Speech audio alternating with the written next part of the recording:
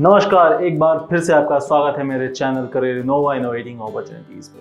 दोस्तों, मैं एक करियर कोच हूं और पिछले कई सालों से करियर काउंसलिंग कर रहा हूं और इन्हीं बीच मैंने अपना YouTube चैनल स्टार्ट किया। इन YouTube चैनल्स में अब तक बहुत सारे वीडियोस आ चुके हैं, पर एक चीज़ जो कॉमन है, जो हर वीडियो में ऑलमोस्ट क्वेश्चंस पूछते हैं स्टूडेंट्स, वो है कि सर यूपीएससी की प्रिपरेशन कैसे करें, यूनियन पब्लिक सर्विस कमीशन की एग्जाम्स की प्रिपरेशन कब से स्टार्ट करनी चाहिए, कैसे स्टार्ट करनी चाहिए, क्या क्या तरीके होने चाहिए और कौन सी स्ट्रीम सही रहेगी यूपीएससी के लिए। तो आज के इस वीडियो में हम इन्हीं सारी चीज़ों पे बात करने वाले हैं, तो आइए शुरू करते हैं।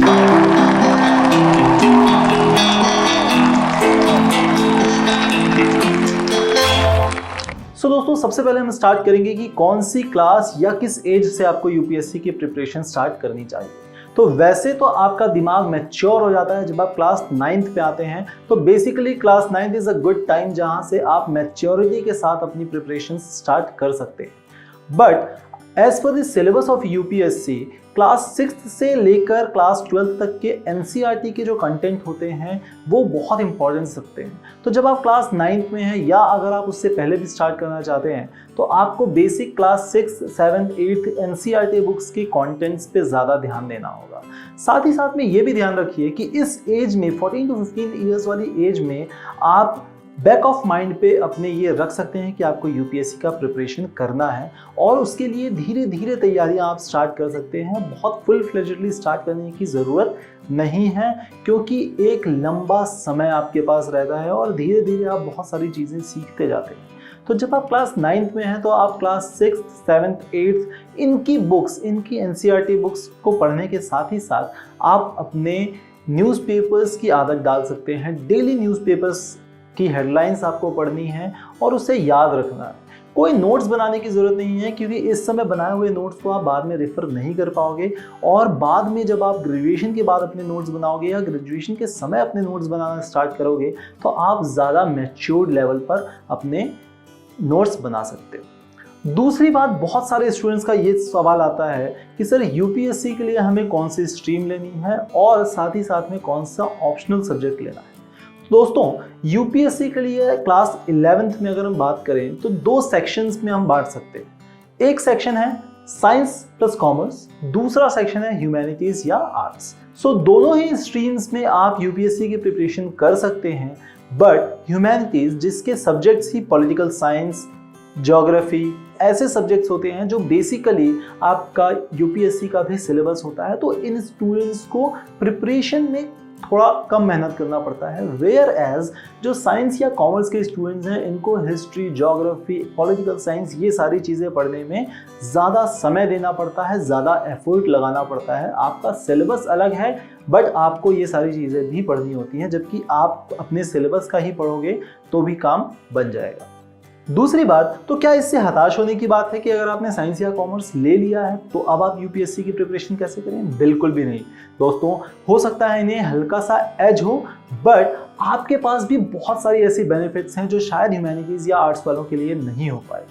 अब यूपीएससी की अगर हम बात करें तो UPSC is an overall examination, world का टफेस्ट एग्जाम माना जाता है, जिसमें सिर्फ आपके सिलेबस या थ्योरी या रिटन एग्जाम्स मायने नहीं रखते हैं।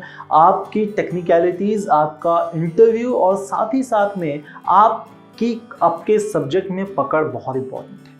अगर आप ह्यूमैनिटीज़ या आर्ट्स लेते हैं तो आपका थियोरेटिकल बहुत अच्छा स्ट्रॉन्ग हो सकता है, बट अगर आपने मैथ्स या कॉमर्स लिया है तो ऑब्वियस सी बात है आपका एनालिटिकल बहुत ही स्ट्रॉन्ग होगा। साथ ही साथ में आप अगर ऑप्शनल की बात करें दोस्तों, तो मेरे हिसाब से ऐसे बहुत सारे अलग अलग पैरामीटर्स हो सकते हैं जिसके ऊपर आप बेस होकर अपना ऑप्शनल सब्जेक्ट सेलेक्ट करो। इस पे मैं वीडियोस बना चुका हूं, तो आपको कौन सा ऑप्शनल सब्जेक्ट लेना है या ह्यूमैनिटीज़ के लिए या साइंस एंड कॉमर्स के लिए, आपको आई लिंक पर मिल जाएगा। आगे बात करते हैं कि ऐसा कौन सा सब्जेक्ट या ऐसा कौन सा कोर्स आपको ग्रेजुएशन में करना चाहिए जो आपको यूपीएससी में हेल्प करे। दोस्तों, जितनी इंपॉर्टेंस आपकी ऑन पेपर एग्जामिनेशंस है, उतना ही इंपॉर्टेंट आपका इंटरव्यू बेस्ड सिलेक्शंस, साथ ही साथ में टेक्निकल बेस्ड सिलेक्शन भी होता है। तो अगर आप सब्जेक्ट वाइज कोई भी ग्रेजुएशन कर रहे हैं, आपको उस सब्जेक्ट की पकड़ होनी बहुत इंपॉर्टेंट है। चाहे आपने ह्यूमैनिटीज़ या आर्ट्स लेकर अपना आगे पढ़ाई किया हो, या आपने साइंस या या कॉमर्स लेके आगे पढ़ाई किया हो, आपके सब्जेक्ट नॉलेज बहुत इंपॉर्टेंस रखते हैं जब आप इंटरव्यू के लिए बैठते हैं। ऑब्वियस ही बात है, कहीं ना कहीं आप दोनों ही साइड को कुछ ना कुछ एक्स्ट्रा मेहनत करनी पड़ती है इंडियाज़ टफेस्ट एग्जामिनेशन के लिए। अगर आप अपने सिलेबस को ठीक से पढ़ रहे हैं, अगर आप अपना सब्जेक्ट नॉलेज आपका बहुत अच्छा है, तो आपको आगे चलकर ये बहुत ज़्यादा हेल्प करने वाला है। अगली बात, कब से प्रॉपर स्ट्रक्चर्ड तैयारी स्टार्ट कर देनी चाहिए। सो दोस्तों, मेरे हिसाब से approximately it take 5 years to prepare. कम से कम 5 साल लगते हैं आपको यूपीएससी प्रिपेयर करने के लिए, और ये प्रिपरेशन एटलीस्ट क्लास 11th से स्टार्ट हो जानी चाहिए मैक्सिमम।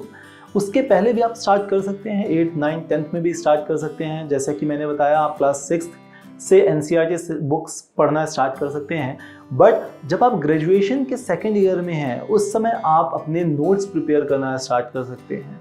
डेली आपके एनवायरनमेंट में क्या चल रहा है, न्यूज़पेपर्स में क्या आ रहा है, हेडलाइंस क्या आ रही हैं, मेजॉरिटी ऑफ चीज़ें क्या हो रही हैं, आपकी लोकल एनवायरनमेंट में क्या चीज़ें हो रही हैं, ये सारा इन्फॉर्मेशन आपको ऑन अ डेली बेसिस इन 5 से 7 सालों का इन्फॉर्मेशन आपके पास होना चाहिए। और जब आप सेकेंड ईयर या फर्स्ट ईयर में ग्रेजुएशन के हैं, तब आप अपने नोट्स बनाना और उस नोट्स को रिवाइज करना स्टार्ट कर सकते हैं, क्योंकि जैसे ही आपका ग्रेजुएशन ख़त्म होगा, आप एलिजिबल होते हैं यूपीएससी एग्जाम्स में बैठने के लिए और उसे फर्स्ट अटेम्प्ट में क्लियर करने के लिए भी। सो आई होप कि ये वीडियो आपको पसंद आया होगा, थोड़ा सा इन्फॉर्मेटिव लगा होगा और आपके बहुत सारे डाउट्स क्लियर हुए होंगे। अगर ऐसा है तो प्लीज़ लाइक कीजिए इस वीडियो को, शेयर कीजिए अपने दोस्तों के साथ, ताकि वो भी समझ सकें इस चीज़ को और प्रिपरेशन आपके साथ स्टार्ट कर सकें। Thank you, have a great career ahead.